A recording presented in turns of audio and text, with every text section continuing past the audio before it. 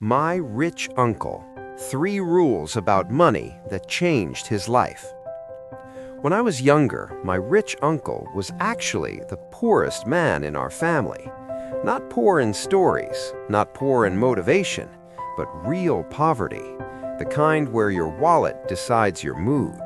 The kind where you check your account balance before buying pure water. He worked hard. He woke up at 4:45 every morning, entered crowded buses, stood for hours at work, came back exhausted, and repeated the same routine the next day. Yet every month, his salary disappeared faster than it arrived. Rent, food, transport, family responsibilities, emergency expenses, nothing remained.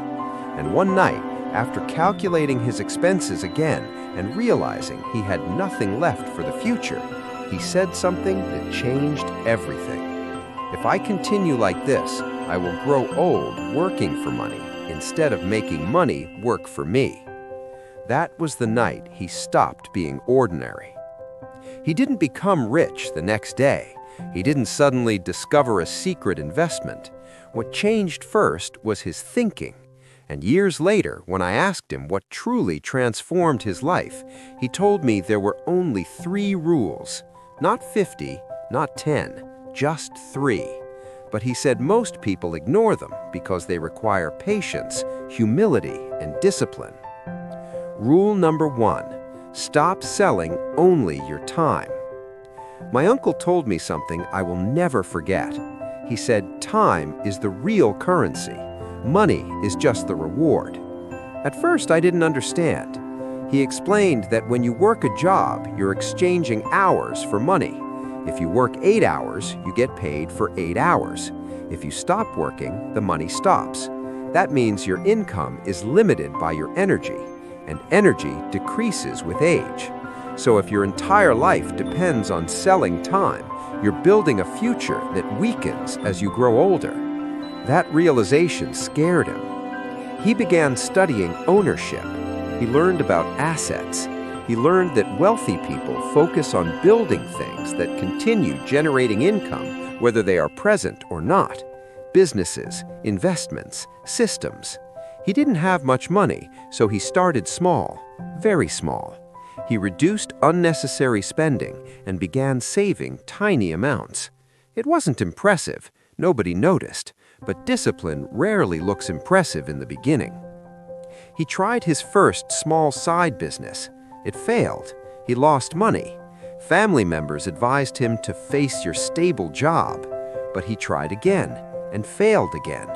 The difference this time was his mindset. He wasn't chasing quick success. He was learning leverage. Slowly, he understood that assets grow like seeds. At first, nothing is visible, but underground, roots are forming, and roots are more important than fruits. Years later, that small effort turned into a distribution business, then into partnerships, then into investments. The key wasn't luck. It was the shift from earning income to building income streams. My rich uncle told me, your job should fund your freedom, not trap you in comfort. That sentence alone separated his old life from his new life. Rule number 2, live below your ego. When money finally started coming in, the real test began. Not poverty, ego. Because when you're broke, you dream of spending. And when money arrives, the temptation to impress becomes powerful. New clothes, better apartment, flashy lifestyle, social media validation, applause.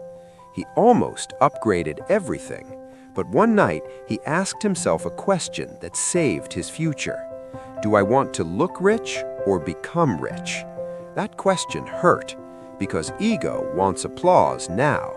Wealth requires silence. He stayed in the same apartment longer than necessary. He wore simple clothes. He reinvested profits instead of celebrating them. People assumed he wasn't progressing. Some even mocked him quietly. But he understood something most people never learn. Lifestyle inflation is the silent killer of financial growth. Every time income increases and spending increases equally, wealth remains zero. But when income increases and lifestyle remains controlled, the gap becomes investment power, and investment power becomes freedom. Years later, the same people who underestimated him were shocked by his stability. He didn't argue with them. He didn't prove anything.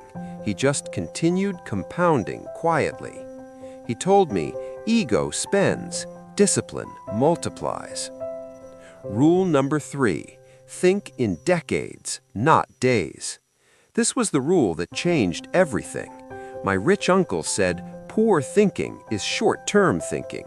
Most people measure progress weekly, some measure yearly, but wealth is built over decades. His business did not explode overnight. The first year was slow. The second year was uncertain. The third year barely broke even.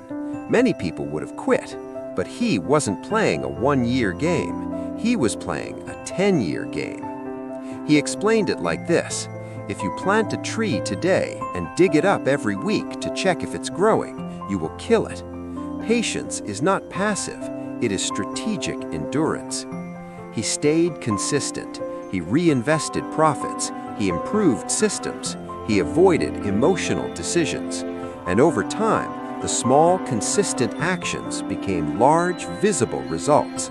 Not dramatic, not loud, just steady. And one day, he realized something powerful. He no longer depended on salary. His assets were supporting his lifestyle. His stress reduced. His choices expanded. And freedom, not luxury, became his greatest reward. Today, my uncle does not rush. He does not chase trends. He does not panic during economic noise because he understands the game. Stop selling only your time. Live below your ego. Think in decades. These rules are simple, but simple does not mean easy. They require patience in a world addicted to speed. They require humility in a world obsessed with attention. They require discipline in a culture of consumption. Most people want wealth. Few want the habits that create it. So the question is not whether the rules work. The question is whether you will practice them long enough to see the results. Which rule will you start applying today? Like and subscribe for more of my rich uncle stories.